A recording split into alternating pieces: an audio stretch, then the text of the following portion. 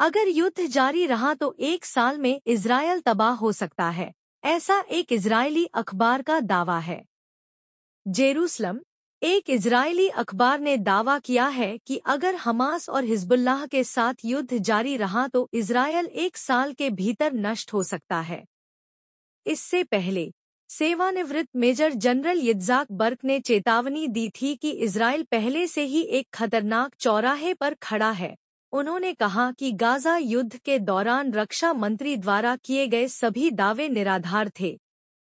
दूसरी ओर हिजबुल्लाह ने इजरायल के खिलाफ युद्ध के एक नए और तेज चरण की घोषणा की है। लेबनानी संगठन के अनुसार ज़मीनी आक्रमण शुरू होने के बाद से 55 इजरायली सैनिक मारे गए हैं और 500 घायल हुए हैं। उधर गाजा के उत्तरी क्षेत्र जबालिया में संयुक्त राष्ट्र स्कूल में बने शरणार्थी शिविर पर ज़ायोनी हमले में 28 फिलिस्तीनी शहीद हो गए और 160 घायल हो गए। इजरायली विमानों ने गाजा शहर के पश्चिम में शाती शिविर को निशाना बनाया, जिसमें कई फिलिस्तीनियों की मौत हो गई और कई अन्य घायल हो गए। मध्य पूर्व में तनाव कम करने के लिए अमेरिकी विदेश मंत्री ने सऊदी और कतरी समकक्षों से संपर्क किया और मध्य पूर्व में युद्धविराम पर चर्चा की। क्या हिजबुल्लाह ने अब अपना बदला शुरू कर दिया है? प्रधानमंत्री नेतन्याहू के घर पर ड्रोन हमला। लेबनान से दागे गए 2 अन्य ड्रोनों को वायु रक्षा बलों ने तेल अवीव क्षेत्र में सायरन बजाते हुए मार गिराया। हालांकि तीसरा कैसरिया में एक इमारत से टकरा गया, जिससे जोरदार विस्फोट हुआ। लेबनान से लॉन्च किया गया एक ड्रोन हाइफा के दक्षिण में कैसरिया में इजरायली प्रधानमंत्री बेंजामिन नेतन्याहू के निजी आवास के पास विस्फोट हो गया। प्रधानमंत्री के प्रवक्ता ने कहा कि नेतन्याहू और उनकी पत्नी हमले के समय मौजूद नहीं थे, जो इजरायल द्वारा गाजा में हमास प्रमुख याह्या सिनवार को मारने के 2 दिन बाद हुआ था। लेबनान से दागे गए 2 अन्य ड्रोनों को वायु रक्षा बलों ने मार गिराया, जिससे तेल अवीव क्षेत्र में सायरन बजने लगे। हालांकि तीसरा कैसरिया में एक इमारत पर गिरा, जिससे जोरदार विस्फोट हुआ। सऊदी आउटलेट अल-हदाह ने दावा किया कि ड्रोन हमले में इमारत का एक हिस्सा क्षतिग्रस्त हो गया। हालांकि कोई जनहानि नहीं हुई। इजरायली मीडिया रिपोर्टों के अनुसार कैसरिया में एक इमारत में दुर्घटनाग्रस्त होने से पहले ड्रोन ने लेबनान के ऊपर से लगभग 70 किलोमीटर तक उड़ान भरी। गौरतलब है कि पिछले 1 साल से हमास के भूमिगत ठिकानों पर हमला कर रही इजरायली सेना अब दक्षिणी लेबनान में चरमपंथी समूह हिजबुल्लाह की सुरंगों और अन्य ठिकानों को निशाना बना रही है।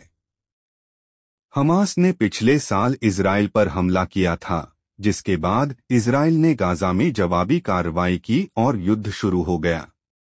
अब इजरायल ने कहा है कि उसका मुख्य उद्देश्य यह सुनिश्चित करना है कि उसकी उत्तरी सीमा से इस तरह का कोई हमला या घुसपैठ न हो। इजरायली बलों ने पिछले 2 हफ्तों में दक्षिणी लेबनान के घने जंगलों में एक तलाशी अभियान के दौरान हथियारों के जखीरे और रॉकेट लॉन्चर से भरी एक सुरंग प्रणाली की खोज की।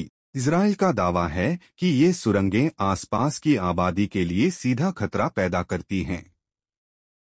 इजरायल ने कहा कि उसके हमले में सीमित, स्थानीयकृत और लक्षित जमीनी हमले शामिल हैं, जिसका उद्देश्य हिजबुल्लाह के बुनियादी ढांचे को नष्ट करना है ताकि हजारों विस्थापित इजरायली अपने घरों में लौट सकें।